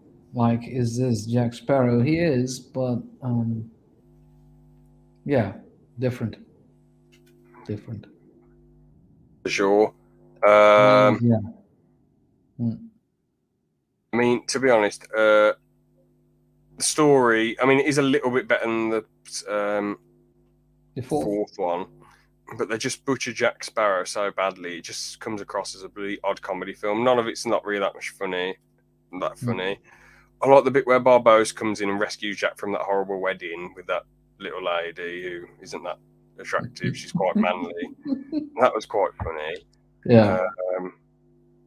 And it's good. It's kind of good after that, and I like the bit where they break the trident. That sequence was good, and Barbossa sacrificed himself because all she sees, or all she's shown, is that tattoo of that as that symbol, that tattoo that means something to her. There's no father-daughter convo, so it makes it a lot more impactful. Right? Well, if he'd said "I'm your father" and then sacrificed himself, it would have been okay, but it wouldn't have been anywhere near as good or touching. Heartbreaking. Yeah. Yeah, and then the return of Will Turner, I found that interesting. But the whole post credit is like, okay, are we going to see more of and Davy Jones and Turner and Swan? Uh, that was a bit of a strange post credit. Thing is, all the curses were lifted, weren't they? So I don't see why he came back. Didn't make Say it much again. sense. I said all the curses were lifted after the trident was broken, so I don't see how Davy Jones would be alive or Oh, still that be. is how. Okay, I didn't really quite. I didn't get that. No. What I'm saying is he shouldn't be alive. He should be. Well, I don't know. He just because the curses are broken. He shouldn't be a squid anymore. He shouldn't have the crab hand, should he? True. Yeah, you're right. Yeah, you're right. Yeah. But surprisingly, although I felt like this film was really crap, I don't have a lot to say about it, to be honest. I just feel like it's butchering a Jack Sparrow's character. Henry was quite boring. Keira Knightley didn't even say anything. She just shows up and looks at the No, screen for a few you seconds. just see her. That's what. That's the only Yeah. thing. I guess I like how Jack has the pearl, and I guess Elizabeth and Will got a happy ending, which is kind of cool. Henry's with Serena. Yeah, I don't really have much to say about it, to be honest. It just wasn't really that good. It's also the movie I don't remember of Yeah. that many of, that much of. Mm-hmm. But yeah, it's Well, amusing at the same time, and it's nice to see some characters back. But I guess, yeah. Hopefully the six. If I think they're going to do well, they're quite confident they'll do 6-1. So hopefully it's a decent laugh. Hopefully it's a good one. yeah, I hope so too. And to pick up some loose ends, maybe. Yeah. Yeah. What was I going to say now? Oh yeah. Before we move on to TinTin, we'll have we got 14 minutes at the moment, but I just want to go on a quick. Oh yeah, I'll give that probably a 5 out of 10. Salazar's Revenge. What would you give it? Well, benefit of the doubt, 5.5 or 2.6. It's not that bad because what I also want to take with it is the music is all right. It's good. Hmm. Visuals are good. That doesn't make it for me all too bad. Yeah. Each their own in it. So I was going to say as well how I would have done the Pirates films though. I would have had the first one be as it is. Second one be like Norrington and his men after Jack's crew, like a sort of runaway film, if that makes sense, trying to get away from the law. I would have had the third film be Dead Man's Chest, the fourth film be like at World's End, but not film them back to back. So we have more space for storylines like Davy Jones and Tia Dharma to breathe, and Oh yeah. Yeah. maybe have more time to film a bigger pirate battle with other ships getting involved rather than just the Dutchman and the Pearl. The one after that, with Strange, basically, I would have left the fifth film as the last one. So the Pearl would have got sunk by Blackbeard, but it would have been more of a revenge story where Jack and Barbossa team up to go after Blackbeard, and maybe Blackbeard's really close to death, so he thinks he should have the Fountain of Youth, and that's why he goes to the Fountain of Youth, and they're following him and trying to ambush him, maybe. Oh, And yeah. then Barbossa could die in it or something. Like, basically, he could die fighting Blackbeard, but because of the stuff on his sword, he could like cut Blackbeard a bit, and he's like, "Oh no, I'm poisoned." But then Jack tricks him, and Blackbeard drinks the wrong thing, and then Jack gets the pearl, and that's the end of the whole franchise. That's how I do it personally. Or if I wanted to, I'd do a sixth one where the British Empire are just killing all the pirates, and they have to try and survive as long as possible, and they end up dying. Oh yeah. Yeah. So the end of the pirate age. Yeah, exactly. Yeah. Is there anything you would have done differently before we move on to Tintin? No, not necessarily. Maybe, yeah, perhaps one thing, and the fourth, and the fifth are not really related. Yeah. I would have done something with this. I mean, like, making a new trilogy. Mm-hmm. Now there's years have gone by, and now you have to come up with a whole new story. You could pick it up from here, or you could pick it up from Serena, but I don't know. It's going to be hard to come up with a good story. But I would say I would, after the first trilogy, I would have made another trilogy. Okay, cool. Like a prequel one or Oh, sequel. perhaps. But I think I would choose for a sequel. Mm-hmm. And indeed also leave out Will Turner and Elizabeth Swann. They could return in a later movie, but maybe in the sixth. Yeah. But anyway, this is how it all went down. Yeah, exactly. Now on to Tintin. 10 minutes to talk about Tintin. That should be enough. I mean, first off, the motion capture is brilliant. They don't do a lot of motion capture films nowadays, but like 2000s and basically early 2010s with Tintin, there was a lot of motion capture films, and some animators love them and think, yeah, this is so cool because it looks so realistic and the faces are moving and it's all 3D. Some don't like them because it takes, in the animation side, it takes less effort because you've already got something that's following something and moving, and they're like people drawing stuff and designing stuff, but you're still designing and drawing. It's just, I guess, capturing something to a moving subject. But if you look at the behind the scenes, it's interesting. They act out a lot of pretty much every scene. It's just really cool. But yeah, Tintin, it's quite a fun little clunky, silly, comedic adventure film, really. A bit of mystery. Tintin, you know, he cares a lot about his passions. He cares about the reporting and finding the truth and solving things and solving problems. Like, for example, when he buys the unicorn ship off that bloke for £1, Sakharin's like, give it to me for £2. And for like, I think he offered £100 or something stupid. It was high price, and Tintin was like, it's not for sale. It's not for sale. Yeah. So it shows that he's not going to part with something he's bought. He wants to, like, you know, just keep it. He likes it. He's keeping it. And then he's like, why does that man want it so bad? And, you know, everything escalates from there. That FBI agent gets shot at his door. Tintin gets kidnapped by Captain Haddock's crew. You know, Tintin does try and find the one ship, but then there's another ship. Yeah. Because there's like, well, because he sees it's a different ship because the ship Sakharin has isn't broke. But obviously, we know that we find out later on that there's 3 ships. You know. True. Anything you want to say about the intro and everything? Well, the whole intro of the movie is a bit like James Bond. it has this long intro that is animated, and it all has hints to the comic books, and I really like that. The funny thing is that um, the rest of the movie is about the first, I'd say, no, not the first two, perhaps the first, I don't know, I forgot. But anyway, um, some things are mixed up in the story, and characters have been changed a bit, but you recognize them immediately. It's done so well.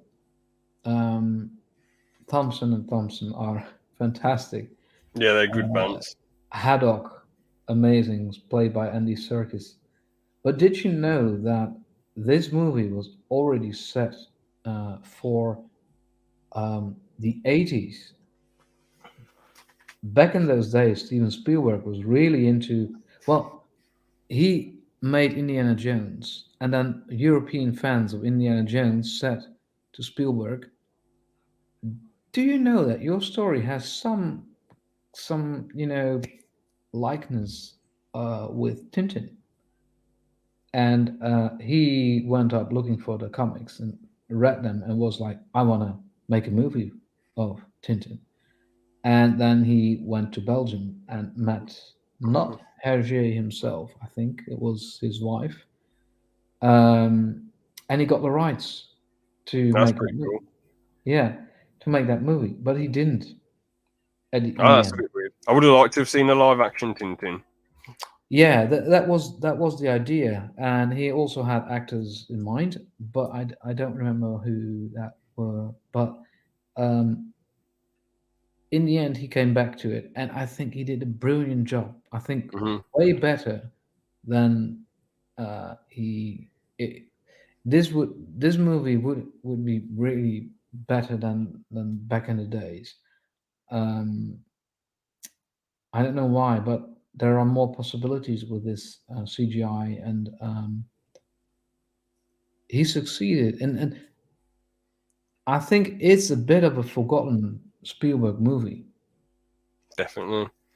but it's really good, especially when you're a European person and you know Tintin. Uh, I think you're thrilled about this. Yeah. I am because I'm a Tintin fan. Of course, Asterix is my biggest hero, but um, I do have this. I mean, I like this so much. The Yeah. cars of Tintin, those old timers like this one, it's just Very cool. nice. And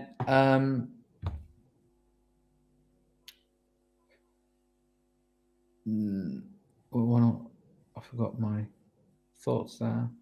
Uh, Story is good.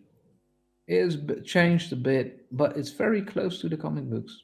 And Hmm. everyone who knows Tintin and everyone who doesn't know him would have a fantastic time watching it. Yeah. And the action sequences are also very cool. Yeah, I was gonna say, talking of action sequences, when they're trying to get the scroll, that's such a brilliant action sequence, Yeah. all done in one shot. That must have been an absolute ball ache to Oh, animate. All one yeah. shot, just to the camera, well, the screen's just following them, and there's no cuts. It's just like bloody hell. How did they pull that off, man? Just It all is seamless, phenomenal. genius. Yes, yes, definitely. Yeah, Um, it's done so good. I think the incorporations of guns is pretty good in it because obviously that bloke gets shot, but you don't really see. You see a bit of blood, but it's not too bad. They Yeah. shoot at Tintin, and you think Tintin's shooting back, but it's actually just a bunch of popped, Yeah. alcoholic bottles uh, popping at him.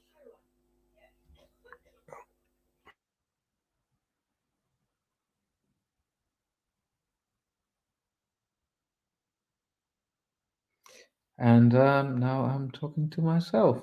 Uh, that's chaos theory. That's the So I'm essence. back. I just, Hello. yeah. Anyway, um, Yeah. What the hell was I saying? Um, oh yeah, obviously the journey Captain Haddock goes on is really cool with his alcoholism and him Mm. being so upset that his granddad died and he's just seems like a complete failed captain and his crew turned on him for a bit of Saccharin's money. I love how Mm. Saccharin's so like salty about this family feud.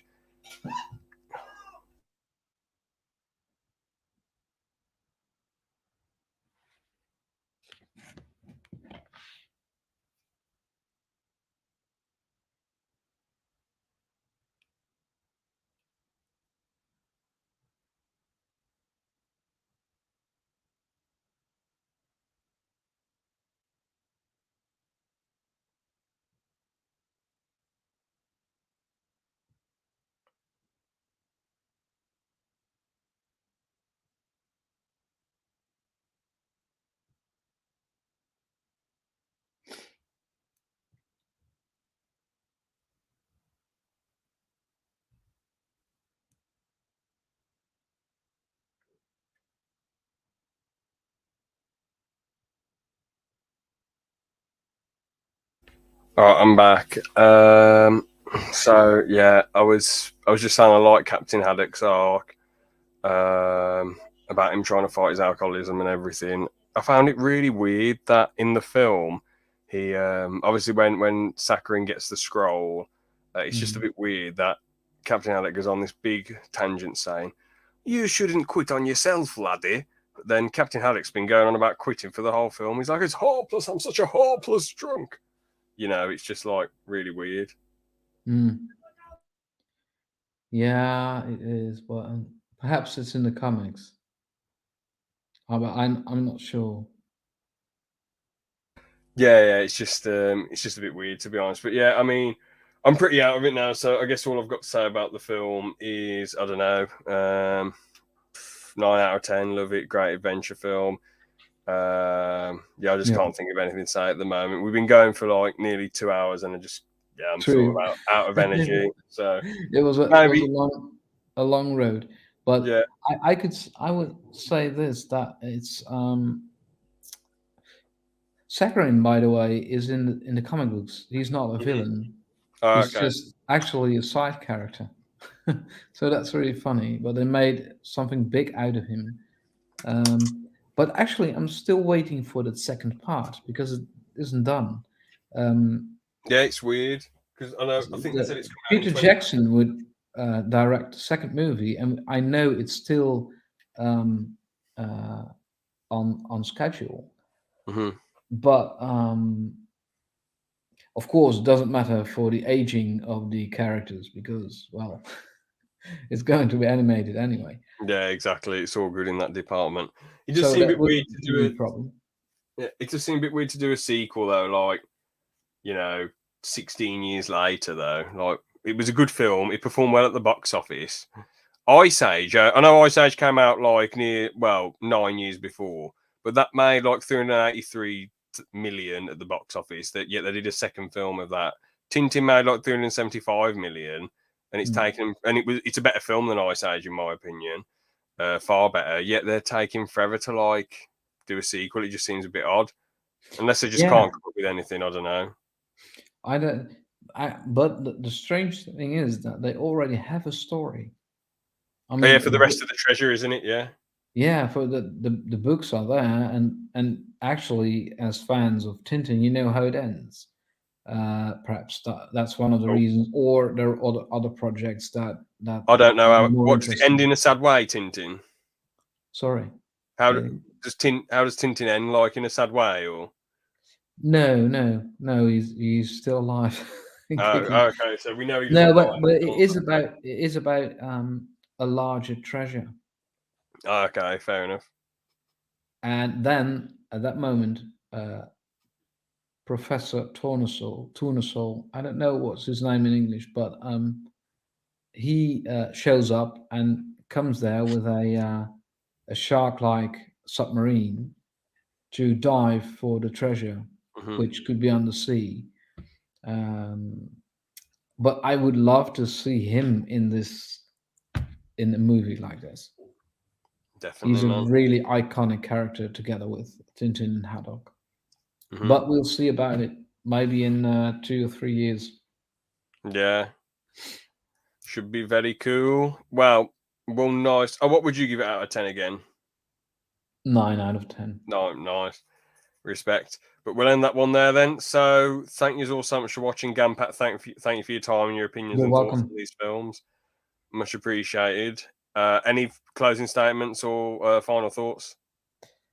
Well, I'd say Pirates will be nice for everyone to watch. Tintin, you have to be a fan, maybe, or you have to like the adventure stuff, then certainly you must watch this movie.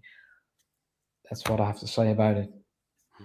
Fair enough. Oh wait, one thing I completely forgot to mention: Asterix the Gaul again has hit 10,000 votes, which is just phenomenal. Getting to 10k once, but then 10k again. Bellissimo. So well deserved. Brilliant Thank stuff. you. And thank you Hopefully, for your support. And uh, we'll see in January. Then we will yeah. know if it's going to be chosen or not. If it is, I would be knowing it a bit Hmm. earlier. But I'm not sure. I already got the email with, you have to write down your, to sign your contracts and whatever. And Hmm. then they start a review and you have to send all pictures and so on. So it's going to be an exciting time. But when it's all been sent to them, I will stop thinking about it and I will hear it later on Yeah, after the summer. for sure. So in January, sorry, I know you got to go now, so sorry to keep you longer. But in January, is it just the first round, or is it Will you know in January if it's going to be a set or not? Yes. Oh, you'll know if it's a set then in January. Oh, I really hope it is a set then, man. I hope Lego make the right decision in January 2024. We find out. So it should Let's be a hope brilliant so. one. Hopefully they make the right decision this time. Fingers crossed. Come Hopefully, on. yes. Yeah. They've got to do this. They've got to make the right decision. They really have to because they have done so many American things. Now they have to go for the European stuff. Really. Definitely. Definitely. Well, we'll leave that one there, everyone. Please check out Gampat's YouTube channel, Not a Park Egg, and subscribe to his stuff. And yep, that's all I've got to say. Take care, everyone. See you later. Have a good one. Bye Peace. bye.